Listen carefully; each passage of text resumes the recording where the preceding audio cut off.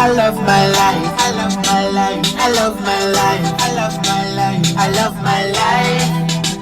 I love my life. No, no.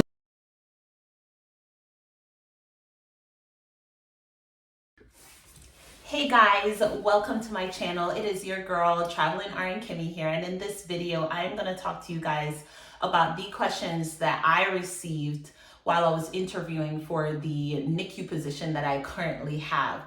Now, I want you guys to know that these questions aren't just oriented for the Nicu, as you will learn, because most of the time when I have interviewed for a lot of positions, and not because I can't get a job, but because, as you know, I have been a travel nurse for the past 2.5 years. So I have interviewed for a few positions. I feel pretty confident when it comes to answering these questions. So I want to share this with you guys. I do want to say shout out to Dolly Bird 246 because she did post this question in one of my videos, and that inspired me to go ahead and make this video. So let's get into it. So for question number 1 that I received is, why did you choose the NICU? Now I'm going to start off by telling you guys the worst answer that you can give to this question is because I love babies. That is literally the worst question, the worst answer you can give to this question. Why is that? Because NICU babies aren't just cute and adorable. They're really sick, critical babies that are literally fighting for their life. So as far as my answer to this question, why did I choose to be a NICU nurse? I chose to be a NICU nurse because I always wanted to work with babies, whether that was neonates or term babies. I always wanted to work with babies. I knew this when I started nursing school. For me, I was debating between labor and delivery and the NICU, but I chose the NICU because I have been working with critical patients in my past, and I wanted to incorporate the critical and my passion, which is kids, and put it together. And for me, that was NICU. I want to also be able to be a part of the miracle that is the birth of a child. I cannot think of anything that I think is literally a miracle, because it blows my mind how a woman can carry a baby for 9 months. And then those women who aren't able to carry those babies to term, I feel blessed that I'm able to even participate in your life, because this literally is a critical moment. So that's how it answers that way. All right, tell me about a time when you knew your coworker was doing less work and they had an assignment that needed to be completed. What would you do in that sense? I did receive this question during my interview, and I thought this was a very good one because we've all experienced lazy coworkers, guys. So the organization and pretty much the rest of the questions, as you're gonna realize, has nothing to do with the NICU. It has to do with your character. How do you react in these circumstances? Now, as far as how I answered this question, at the end of the day, my priority number 1 is my patients. I will take care of my patients. But if I see another person struggling, I'm going to help them. Now, if I know that the person is a lazy person, that doesn't mean that I'm going to choose not to help because you're a lazy person. What I'm going to do is take care of my patients, and then if I can give a lending hand, then I'm going to do that. Because at the end of the day, the way I think about it, it's not about the lazy nurse, it's about the patient. It's about the family member. It's about the baby. I don't know, for me, it's just a lot more important because you are literally helping them grow and develop. So if no one cares, they're not going to grow, and the family's not going to be able to participate in that child's life. So for me, I will put my pride aside and I will help the baby, because that's who I'm really helping. I'm not helping the nurse, I'm helping the child.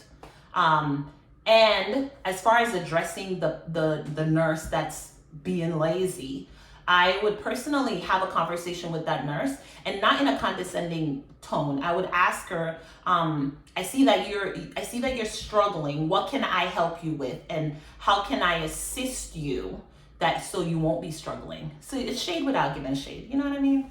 Yeah. So question number 3. what would you say is your best quality? And question number 4 is gonna be, what would you say is your least quality? Now, I think this is one of the most common questions that I'm given during interviews. I would say that my best quality is that I'm great working with others. I have no problem whatsoever. I am not filled with pride that I can't ask for help. I am always open to asking for help because I understand that I do not know everything. I think one of my least favorite qualities about myself is the fact that I also don't really like help. It's weird. So, and it's not necessarily that I don't want you to help me. I don't like feeling like I don't know how to do my job. So when I feel like people are helping when they really don't need to help, that irks me. But at the same time, I don't want to be taken as somebody who's like standoffish. So I feel like that's one of my least favorite qualities about myself. I think that's, well, it might not be it, but that's what I thought about, because I know that for a fact. I just don't really like getting unrequested help, if that makes sense. Like if I ask you for help, it's because I need help. I genuinely need help. But if I didn't ask you for help on something basic like blood draw, I was a phlebotomist for 5 years, and you taking over and doing my work for me makes me feel some kind of way. It's weird, right? Who complains about getting help? I don't know. But that is my quality. I'm working on it. Okay, let's talk about question number 5. How do you handle a parent that does not agree with the care plan for the patient? I think this was a pretty good question, but it's kind of hard to answer, right? Because especially when it comes to Nicu babies, they clearly need the help. So at the end of the day, I would say 99% of the time, you have to go with what the parent says. But for the most part, honestly, I feel like I've never encountered a parent who did not want us to help their child. So at the end of the day, we have to go with what the parents want. Perfect example is if the family was Jehovah's Witness, they didn't want a blood transfusion. We actually do give blood transfusions to babies. So if their desire is for us to not do that, then we wouldn't do that. That's illegal. So the question is really not that hard. But a perfect example would be where it would be kind of iffy, right? If parents decided that they don't want to breastfeed. Now, one of the things I'm going to talk about in the future on one of my videos is breast milk, how important it is for preemies, just for the fact that they are already immunocompromised. The second they were born, they were immunocompromised because they are so early. Their organs haven't been developed. They don't have the antibodies that they need. And for you to not give them breast milk, you are stripping them of all these essential things that they can get through the milk. So one of the things that I would do in that circumstance is absolutely you do not have to breastfeed, but we do need to give the baby breast milk. So we have donor milk in the hospital. It is sterilized. So, and I would just explain that to the family, the process of how that they go about doing that and the benefits that it would give the child. I would still obviously, try to go with the care plan, but I would give the parents options if they had other options. Number 6, what do you think are good skills and qualities to have as a NICU nurse? I think one of the best qualities to have as a NICU nurse, and I'm saying this because I want you guys get into the habit of restating the question, because I feel like for me, at least, when I say the question out loud, not just receive it, but when I say it out loud, the answers come to me easier. So one of the qualities that I feel like that is really necessary for a NICU nurse is the fact that you are able to to empathize, that's the word, not sympathize, to empathize with the family, because it's not just the mom, it's not just the dad, it's all the other family members that are coming to visit this baby, because they all expected the child to be born at a term, so 39-40 weeks. They all expected that, and that didn't happen. They also didn't expect their baby to be on ventilators and breathing machines and, you know, stuck in an isolate. They didn't expect these things. So one of the things that I feel like is so important as a NICU nurse is to be able to have a relationship with the parents, because they matter just as much as the patient itself. And you need to have good communication skills, because you are the point of contact when it comes to these babies. Honestly, you are the one that is literally watching them every single day, hours, like literally. The most babies I've gotten so far is 2, but the most you'll get up to is 3. And after you're doing cares, you are literally looking at these babies every hour, because this is ICU for babies, guys. So you need to be able to communicate to the doctor, to your coworkers, to the family members. I feel like I talk to parents so much more now that I'm in the NICU than I've ever done in my whole nursing career. So you need to have communication skills. Number 7. Describe a situation where you had to work with a difficult coworker. What was the problem and how did you resolve it? I think a time when I had a difficult situation with a coworker is when this one is a hard one, guys. I'm actually thinking. I've never actually had I've never had a conflict.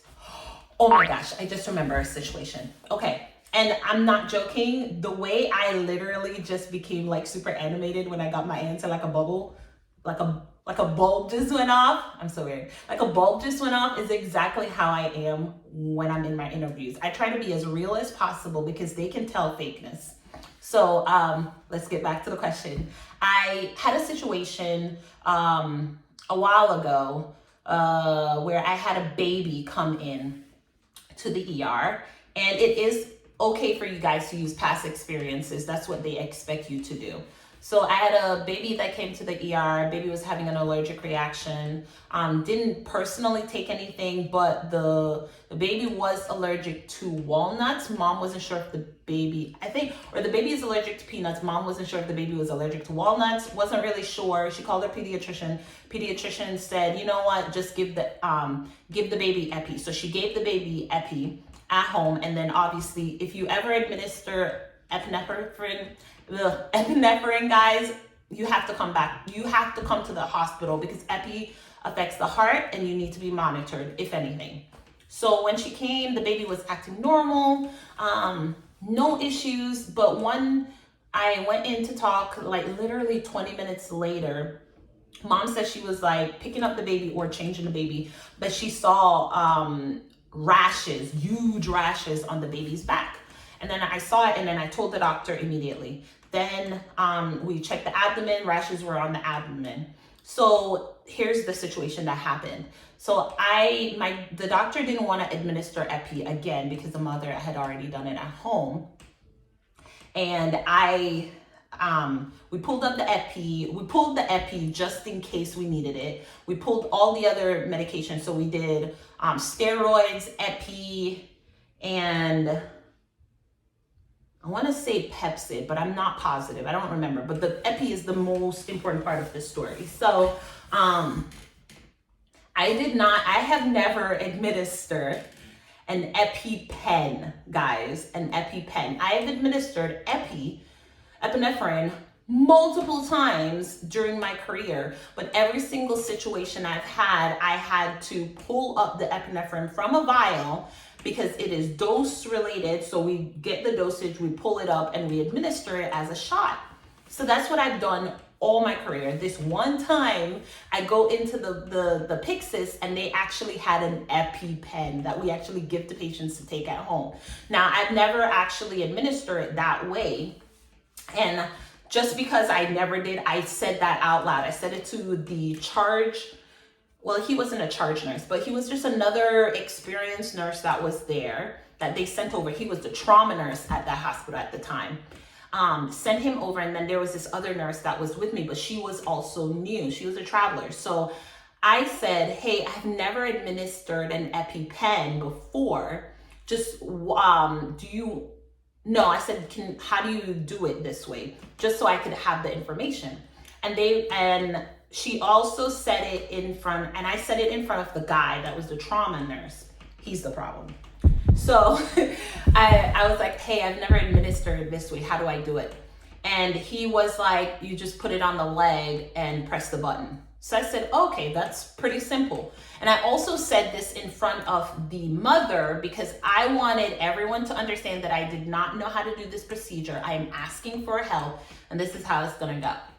The mom had already administered Epi, so she was, okay with whatever. So I administered, well, before I did that, I said, hey, I said it to the trauma guy. I was like, do you want to just administer it? I'll watch how you do it and then see one, do one. That's how I learned pretty much. So as long as I get to see you do it, I'll be able to administer it forever and ever, amen. He said, no, just do it. And I was, all right, that answer in itself pissed me off. But I was like, you know what, whatever, the baby needs Epi, let's just do it. So I did this, I hit the leg, push the button, and then I pick it up because you don't wait 15 seconds when you administer a shot with any kid, except for an Epi. So when you hit the pen on the thigh, you're supposed to hold it for 10 seconds and then lift it up. At no point did anybody communicate this with me. So how the hell would I know this? So I got angry because that happened. And basically how I handled that difficult coworker is that after that situation happened, I did a debriefing and I basically said, I did not know how to administer this medication and I asked you for help. I would appreciate in the future if you do not have the answer and you do not feel capable of helping me, that you would get somebody else to help me. And I said it just like that. Very professional, not in an angry tone, but very direct. And I think sometimes people need that because they think it's okay to just, and I think what it also is the fact that I'm a traveler. I feel like some people feel a kind of way about it. So like I said, if you can't help me, you can leave. Go get me someone who can help me. And that's how I handle that. The point is, be professional. And if you can't resolve the problem with your coworker, get a supervisor. So that's how I handle those kind of situations. Question number 8. What do you do when you don't know an answer to a patient's question, or have to address the situation? This is a question for every single nurse out there. The answer to that question is, tell the person, don't lie about it, don't be fake about it. I don't have the answer to your question, but I'm going to find out the answer. I will either go talk to the doctor or talk to whoever is above me that can answer that question for you. And I will come back, because you need to come back and answer and give the answer. And if it's like the reading of a CT scan or something like that, that is not in the scope of my practice. So what I always say is I am going to go get the doctor to come in and communicate with you about your test results, because I am not able to do that. It's really simple. It's really not that complicated. Number 9, what do you find most difficult about being a nurse? I think one of the most difficult things about being a nurse is the fact that it's one of the best and my least favorite thing about being a nurse, because you are the first person and the most person that most patients will communicate with. The doctor does not come in and draw blood work, and especially in the ER, the doctor, unless this is a trauma that requires suturing or something like that, intubation, obviously the doctor is doing those things, like, yeah, suturing stuff. But the assessments, the vitals, the bringing the patient to the bathroom, giving the patient food, all these things are all, the nurse is the person that's doing all of this. The nurse is also the person that goes into the room every hour or so, and you are the person that people are going to be frustrated with. You're not the problem, but you are the one receiving that negative, the negative attitude and the angry comments, and yeah, all that negativity is going towards you because they're frustrated, not necessarily with you, but with the care that they're receiving. Most of the time is that the patient's been in the room for 2 hours and they haven't gotten results for their scans. So they're angry. And I understand, I would be annoyed too. You're just sitting here waiting, twiddling your thumb, and you're like, nobody's taking care of me, nobody remembers me. And unfortunately, the nurse is the one that receives all of this, because I cannot force a doctor to come to your room unless it's like a critical situation. I can't force a doctor to come to your room to read scan results. I can force the doctor to come to your room if you're having a heart attack and I need him to come order these things and look at these scans, like things like that. And I don't think people understand that. You can't, like, nurses do not control the doctors. I communicate every single time a patient asks me something, I communicate to the provider, but I can't force the provider to take that information and come use it and actually act upon it. I cannot do that. So that's, for me, the most frustrating thing about being a nurse, is that I get all that negativity when I don't deserve it. Question number 10, last and final question. Describe a circumstance where you were asked to disclose personal private information by a patient's loved one, and how did you respond? This is actually such an easy question because it happens in the ER like 90% of the time. It's super easy. If it's over the phone, the answer is always, I cannot disclose this information over the phone. If you need to communicate this patient, then you would need to do that on your personally from your phone. If the family member is there, when I go into a patient's room and there's a family member sitting there, I first ask the patient, what is this person to you? Not in that sense, but what is it? What's his relation to you? Yeah, that makes sense. And then after they answer me, Tom, Dick, or Harry, I don't give a damn who they are, to be honest. I followed that question up with, are you okay with me discussing this in front of them? Point blank period, because the patient is the patient. Everybody else does not matter unless this patient is does not have the mental capacity to answer their own questions, right? Alert and oriented times 4. If the answer is yes, they are alert and oriented times 4, I ask my patient, who can I communicate with? It's that simple. And if the family member is like, well, I'm her mom, I'm the dad, well, you're not my patient. It's pretty much how that goes. So if the patient does not want me to communicate this with you, unfortunately, I cannot do that. Yeah, so those are my 10 questions. I really enjoyed actually going over these. I didn't realize how much I love interviews. And that sounds weird, but I really do love interviews because I feel like it gives me an opportunity to think things through and compare other hospitals, because not everybody asks the same question. So that is it, guys. Those are my 10 interview questions that I think would be so helpful for you guys that are new grads, new nurses, or even like nurses that are just trying to get a new job, but you're so scared about the interview questions. They're not hard. You just have to give yourself the opportunity to just relax and think about it. And I've been told that in the past when I used to feel like super nervous about it. Just take a moment, think about the question, and if you can't answer, you can ask them, hey, can you go to the next question, and then can we come back to this question when I've thought more about it? It's really that simple. But I want to say thank you guys for watching my video. If you have any comments, leave them down below. Don't forget to subscribe, and I will see you in the next one.